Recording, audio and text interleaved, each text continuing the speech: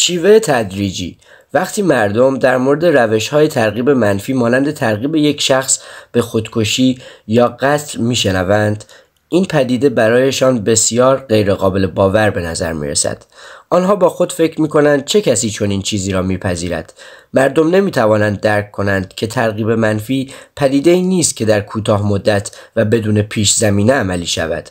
فرایند ترغیب منفی مانند گذر کردن از یک راه پله است. مراحل آن پله پله سپری می شود. ترغیب کننده قربانی را به یک باره مجبور به پریدن نمی کند. اگر این گونه به قضیه نگاه کنیم، خیلی هم دور از ذهن به نظر نمی رسد. قربانی قبل از آن که متوجه ماجرا شود، مسیر طولانی را پیموده و ترغیب کننده هرگز اجازه بازگشت به او نخواهد داد. تدریجی بودن وقایع در زندگی واقعی را چگونه ارزیابی می‌کنید؟ بیایید برای روشن شدن موضوع از مثال یک جنایتکار روانی استفاده کنیم که دیگران را وادار می‌کند که به خاطر او مرتکب جنایت شوند. اگر نمی‌توانید چنین شخصی را تصور کنید، به رؤسای باندها، رهبران فرقه‌ها یا چارلز مانسون فکر کنید. مسلماً این جرایم روانی با درخواست یکباره از شخص برای ارتکاب قتل شروع نشدند. این جنایات ممکن است در ابتدا با انجام یک جنایت کوچک یا پنهان کردن اسلحه برای ترغیبگر شروع شده باشند. این امر در ابتدای کار مسئله بزرگی به نظر نمی رسد، هرچند با گذشت زمان اعمالی که قربانی به انجام آن ترغیب می شود شدت می یابد. در اکثر موارد ترغیبگر یک اهرم فشار مخفی دارد که به وسیله آن قربانی را وادار به ارتکاب جرایم کوچک می کند و قربانی قبل از اینکه بتواند درک کند چه اتفاقی در حال وقوع است، ناگهان به خود می آید و احساس می کند به شدت درگیر ماجرا شده و دیگر راه بازگشتی برای او وجود ندارد. در این مرحله به راحتی می توان قربانیان را ترغیب کرد که حتی تکان دهنده ترین جنایات را انجام دهند، زیرا در ذهن آنها چاره دیگری وجود ندارد.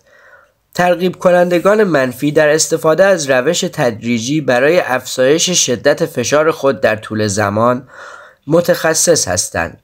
آنها می‌دانند که قربانیان آنها هرگز به یک باره از دره عبور نمی کنند. بنابراین اغواگران ذره ذره برای آنها پلی برای عبور ایجاد می کنند.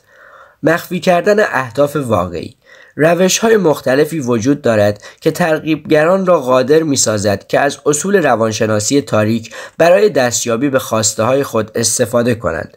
پنهان کردن خواسته‌های واقعی سوءاستفاده‌گر گام مهمی در جهت موفقیت در استفاده از ترفند ترغیب منفی است. بهترین ترغیبگران بسته به شرایط قربانی و اتفاقات پیشرو می توانند کارسازترین ترفند را برای به دام انداختن قربانی استفاده کنند. یکی از اصول روانشناسی تاریک که ماهرترین ترغیبگران از آن استفاده می کنند، آگاهی از این مسئله است که رد دو درخواست پشت سر هم برای بسیاری از افراد کار دشواری است. بیایید در نظر بگیریم که یک فرد سوءاستفاده‌گر می‌خواهد $200 از قربانی خود دریافت کند و هرگز قصد بازپرداخت آن را ندارد. ترغیبگر ممکن است کار خود را با توضیح اینکه چرا به وامی به ارزش $1000 نیاز دارد و جزئیات عواقب جدی که در صورت عدم گرفتن آن وام اتفاق خواهد افتاد شروع کند. قربانی ممکن است نوعی دلسوزی یا احساس گناه نسبت به ترغیبگر احساس کند و آرزو کند که ای کاش می توانست به او کمک کند. با این حال توضیح می دهد که پرداخت $1000 بیشتر از توانایی اوست. در این بین اغواگر درخواست خود را به مبلغ اصلی $200 که در ابتدا قصد دریافت آن را داشت کاهش می دهد و دلیلی احساسی مانند $200 حداقل چند هفته دیگر می تواند چراغ ما را روشن نگه دارد جور می کند.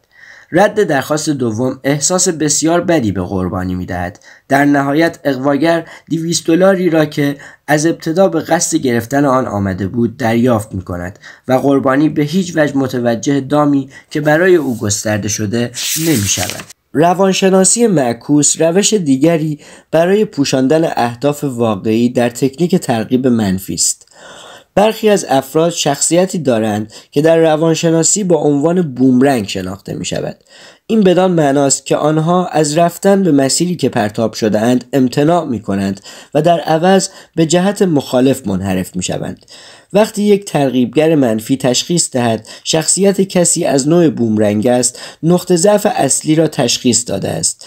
بیایید برای مثال اغواگری را در نظر بگیریم که دوستش برای جلب توجه شخص خاصی از او کمک خواسته و اغواگر می‌داند که دوستش فقط قصد سوء استفاده از شخص مورد نظر را دارد. قربانی بین انتخاب دوست بدخواه و شخص ثالث بیگناه مردد است.